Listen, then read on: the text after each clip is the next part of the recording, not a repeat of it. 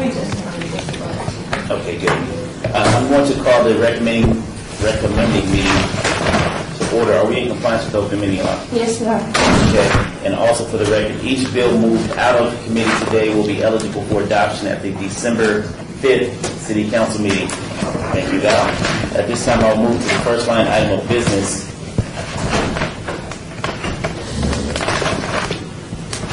which is bill number 2012-53, possible action updates to city regulations pertaining to secondhand dealers in scrap metal generally and conforms them to the provisions of state law. Staff? Thank you, Mr. Chairman.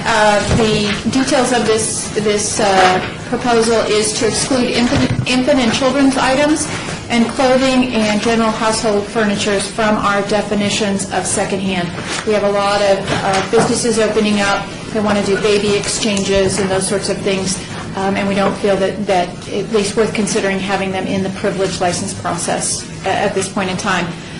The second thing is to create the definition of scrap metal dealer to conform with the Nevada Revised Statutes definitions, and then to exempt liquid wastes such as cooking oil and those sorts of things from the secondhand code of privilege licenses, and to remove the local reporting requirements, because all of the reporting requirements that we have mirror NRS and state statute. So we don't want to be confusing folks if things change at the state level. They would do their reporting based on state law directly to Metro. I'd be glad to answer any questions. Okay. Having said that, is there anyone from the public wishing to speak on this item? And so please come forward and say your name for the record. That will hear from you. Thank you, Mr. Chairman. Warren Hardy, representing SA Recycling. First, I want to thank the staff, Karen Donaldson and her staff, who have really been very sensitive to our concerns and have addressed them and worked hard to do that. We had two primary concerns, both of which I was asked to bring to this committee today. The first is some confusion that is created when all of these categories that are proposed are included under the title secondhand dealer. And specifically, from our perspective, there's a requirement in NRS for secondhand dealer that secondhand dealers maintain the materials they take in for 30 days. If you're familiar with our intake facilities like the one on Western and in the city and North Las Vegas over on Nellis Boulevard, you know that if we hold up those materials for 30 days, we'll be in violation of every. Let me stop you there, Mr. Warren, and ask you to be more specific as far as when you state the materials that we hold. Yes. Some of us don't know what materials you hold, so if you can just please explain so that for the record it's clear as far as what you're referencing. Thank you, Councilman. I appreciate that, and I will digress and do that. NRS requires that any identifiable product that we take in as a recycler is held for 30 days. That's anything with a serial number, a VIN number, any kind of identification. The secondhand dealers are required to hold that for 30 days under NRS. And so when we got licensed in the first place, we had a lot of struggle to try to find a licensing category that fit. And ultimately, the staff created one because the city didn't have a recycler's license category at the time. And when Ms. Donaldson and her staff went in to try to fulfill your requirement to consolidate, she pulled this up, and there's one company that has that classification, so it's reasonable to say let's eliminate that. We're in favor of that. We don't have any problem making it more simple, as long as it doesn't inadvertently draw us in to other NRS requirements. So again, NRS requires that any identifiable product is held for 30 days before it's moved. So if we take in a refrigerator or a water heater or a water softener, under the NRS definition of secondhand dealers, we would be required to hold that for 30 days. The other problem we had, which has been resolved, is how we match up all the reporting. This just contemplates that the reporting will be handled by NRS under secondhand dealers, under scrap metal processors, which we've spent the last 2 or 3 sessions trying to resolve. So that takes care of one of our major concerns. So the comment that we made when we met individually with the staff is we'd like, for sake of confusion, when we create this category, to call it something other than secondhand dealers, because we think that might create some confusion with NRS. Are you a secondhand dealer or are you a scrap metal processor? So we would recommend something like buyers and sellers of used materials, buyers and sellers of used goods, that doesn't create that confusion with NRS. The second thing is we wanted to make sure that obviously that all the business practices that we're doing fits into one or two of these categories. And again, I thank the staff for their diligent effort to make sure that happens. And we if you turn to page 5, section 5, where we talk about the classes, we create people who deal in scrap metal. And so that would cover most of what we do, but then there's a definition of scrap metal in here that we have subsequently, in our last analysis, that doesn't include all of the things that we take in. Specifically, the things that are missing are junk and home appliances. So we would like to either include that in the definition of scrap metal on page 2, or reference it back to one of the others. Now, when we spoke to staff, and it says in here that on class 1 category, class 1C, that it permits those who deal in scrap metal either exclusively or in combination with other materials that would qualify under 1A. That takes us back to used vehicles. When we read this again a second time, it's actually 1B that more accurately reflects of what we do. We don't dismantle, scrap, process, record, or excuse me, we don't dismantle. And class 1A speaks to dismantling vehicles. We don't dismantle. So we would suggest that under section 5, under subsection C, that instead of under class 1A, it'd be class 1B. That would better reflect what we do. And even the cleanest way to do it really is to go back and include all those things under the definition of scrap metal. And that would take care of all of our concerns. So those are the 2 points that we have today and would respectfully request consideration on. I think I just made that a lot more confusing. I'm following you. Councilman Warren, who's we? You keep saying we. Who you reference? I'm sorry. SA Recycling is my client. Okay. They're the largest recycler in the western United States and have been very active in opening facilities here.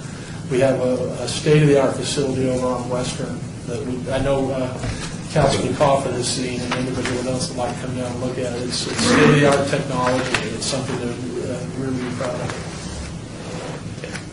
Karen? I would defer to the city attorney on the titles. From our perspective in licensing, what a particular title is for a license is obviously up to the title that you all place on the... Well, he also recommended adding junk home appliances, so do you have any comment as it relates to... The definition that we used was categories. directly out of the NRS, I believe. I think it might be easier under Class C to say would qualify under Class 1A or Class 1B, because we do have other businesses to consider that do both cars and junk metals. Okay.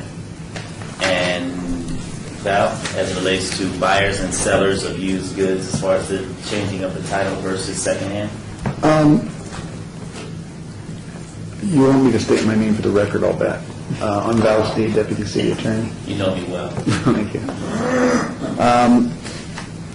One of the problems when the legislature revisited this is they put scrap metal in the secondhand chapter, but there was no real clarification about whether scrap metal dealers were never secondhand dealers, or whether they still are, or whether, and that's what we were hoping would happen, is that we would get a clarification that scrap metal is not secondhand, but we really didn't get that. So we thought it was best to continue to treat them as a subclass of secondhand dealers and call them out in a specific category.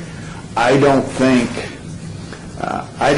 that the fact that we call something a secondhand dealer is going to trigger anybody's NRS requirements unless that person is an NRS secondhand dealer or an NRS scrap metal processor.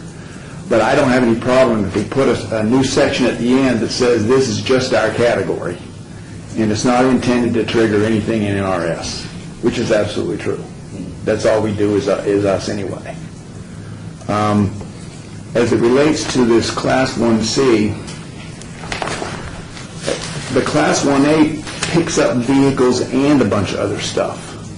And so I'm wondering, one is you're not in the first part of Class 1A, but aren't you picked up by the second half that says, and all second-hand dealers who handle or deal in the salvaging of all other articles? Yeah, that, and I So- think the so- Nelson's yeah. suggestion that it be A category and B would work for us.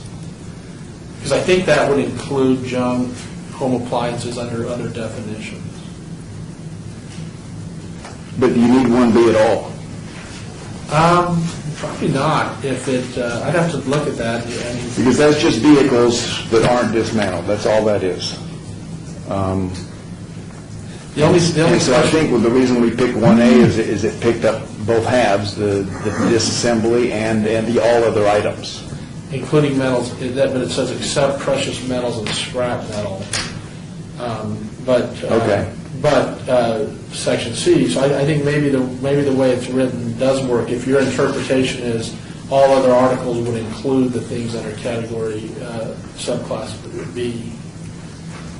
Because that just, you're right, that just separates out Yeah. those who do not dismantle, which we don't. Right. But under your interpretation of Class 1A, it doesn't need to be Right. distinguished for our purposes. But again, I don't mind if we put 1B in there, if Karen doesn't mind. We could certainly try and cover everything. The alternative that I think would be more work would be to adopt a new chapter that's scrap metal only. And I noticed that maybe either the county or North Las Vegas maybe does it that way, but Henderson does it our way, or maybe I've got them backwards. But I think our focus is to use an existing category, create a subcategory, and they're only going to be required to do what, besides get a license with us, they're only going to be required to do what NRS requires for scrap metal dealers. Other secondhand dealers are only going to be required to do what NRS requires of secondhand dealers. All we're really doing anymore is calling them something and collecting a fee. And like I say, if we put in a disclaimer at the end that says a secondhand dealer is a secondhand dealer under our code and not for any other purpose, then that should address any confusion that Senator Hardy's talking about.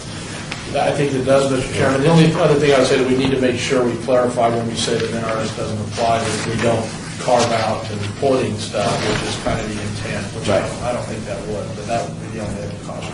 I think that works. Obviously, we'd love to see the amended draft of that, but I think if I'm understanding, that would work for us. Okay, so, go ahead. I was just going to say, because I have to leave in a minute, and I don't want you to rush. Warren, this is a good example of why this works pretty well, because Val's suggestion should improve, maybe not to work quite right at the doing. You'll find that we can fix our mistakes and not have to wait 2 years. And inadvertently catching people, in a category where they shouldn't be.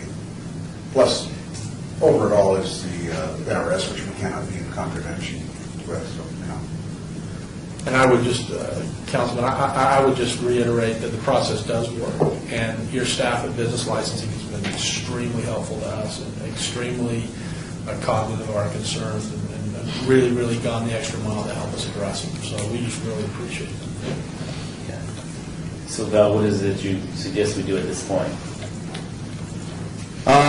I think you could hold it, and we could come back with some language, or you can trust me to come up with something in a First Amendment that we would send on that essentially, it's not going to say ignore NRS. It's going to say this does not purport to define secondhand dealers for purposes of NRS Chapter 647. I'll rather hold it because I don't trust you, so. Okay, that's fine. We can have that on the record as soon as possible. Thank you. I trust send a that. copy of those suggestions to Val. Yeah. So, I entertain a motion. Is there anyone else wishing to speak on this item? If so, please come forward, state your name for the record. I'm sorry. I was going to do is, Okay, thank you. Good morning. For the record, Ryan O'Callaghan, Las Vegas Metropolitan Police Department. Yes, sir. Since this change, if Val's got this, just long we have some notification, our detectives there would like to have that information, because they've been working real close with Warren on this. So with this change, we'd still like to be involved, Okay, so we can have our conversation. no problem. Is there anyone else wishing to speak on this item? So please come forward and state your name for the record. Seeing none, Council? Okay, what's the motion going to be to pass this with the amendments that Val's going to put together? Is that basically it? As a First Amendment. Okay. Okay, all in favor? Aye. Aye, so moved. Thank you. Thank you. Good to see you, Senator. All right. We're now down to agenda item number 4, which is bill number 2012-54, for possible action amend the Unified Development Code to authorize applications and related documents to be submitted electronically. Staff? Flint Ag Department of Planning. We are proposing to amend Title 19, our zoning code, to allow for the submittal of electronic application forms and electronic plans. This is in line with the new Project Doc software that we're in the process of implementing. Just went live with taking pre-application conference requests and plans, and at the end of the month, we'll actually be taking applications and plans. And so we would request your approval of this proposed text amendment. Okay, so this will allow for those architects or developers to send in their signature electronically? Correct. Versus having to come in? Exactly. Sign it. They can do everything electronically rather than having to come down to the DSC. So send in their electronic signature. Now, what are the safeguards as it relates to someone's electronic signature? There's verification language both in the code and then on our forms itself, which basically the applicant has to attest that they have the approval of the property owner, and the onus is on them for that responsibility. And I don't know, Val, if you want to add anything So else we're to that. protected as far as the city is concerned from someone's electronic signature being misappropriated? Well, we're going to have the ability to ask for, verification at any point along the line. Whether we would do that routinely or on a random basis, I'm not really sure. I think we can't answer that question. Okay, so how do we handle that? Well, we can either request that they follow up with the actual application form itself, but again, I'm confident with the language that if we have any doubt about the authenticity of the signature, we can go back and request the information to be submitted to us.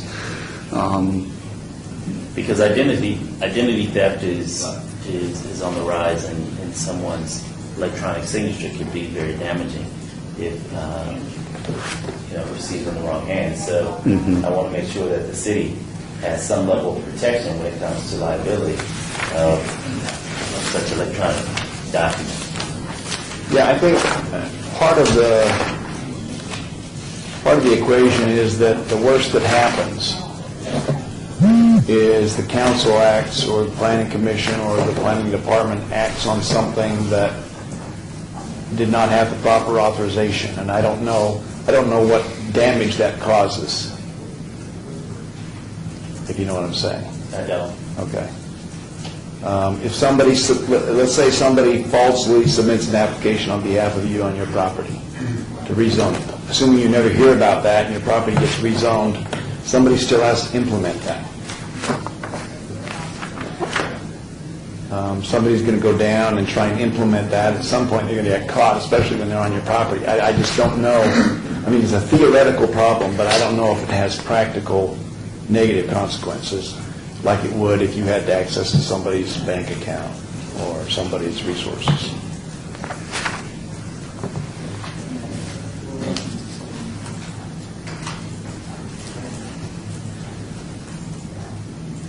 Okay. Anyone wishing to speak on this item? Please come forward, state your name for the record. Councilman? Motion to approve. All in favor? Aye. Any opposed? Aye. The motion moves forward. You can hold it for 3, or you can move it along with a no recommendation. Is Say it again. You can either hold it until you have a full board, or you can send it along to the city council with no recommendation. I won't be able to do it either, but I would like to have some more research done as it relates to protection of the electronic signature, because the issue of identity theft is something that is very high in this community, and I want to make sure that the city is not placed in a lot of situations where we're caught in the midst of possible litigation. That really concerns me specifically with the electronic signature. And Councilman Barlow, if I may, just for clarification, were you concerned about the electronic signature being used or taken from the city and used by a city employee, or someone gets access to it? All the above. whole gamut? Okay. All the above. Perhaps let's do this then.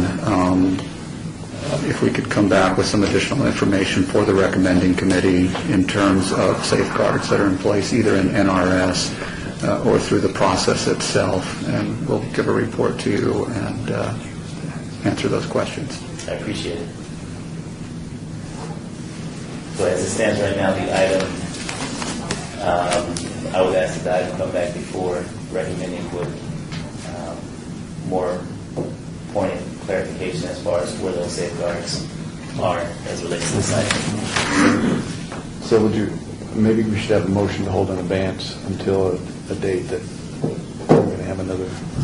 Okay, then I would, Okay, I'll withdraw my first motion, and I'll make a motion to obey this item to... we have to, if you withdraw your motion, all in favor to withdraw the motion? Aye. Aye. So moved. Councilman? So we're going to obey this to which recommended committee? To December the 5th? December 4th. Or 4th? December the 4th recommending committee? Okay, I'll make a motion to obey this to December 4th recommending committee. All in favor? Aye. Aye. So moved. We're now down to public comment. Anyone from the public wishing to speak on any item covered or not covered may come forward and state your name for the record. Seeing none? Councilman? All in favor? All in favor? Aye. Aye. So moved. Thank you.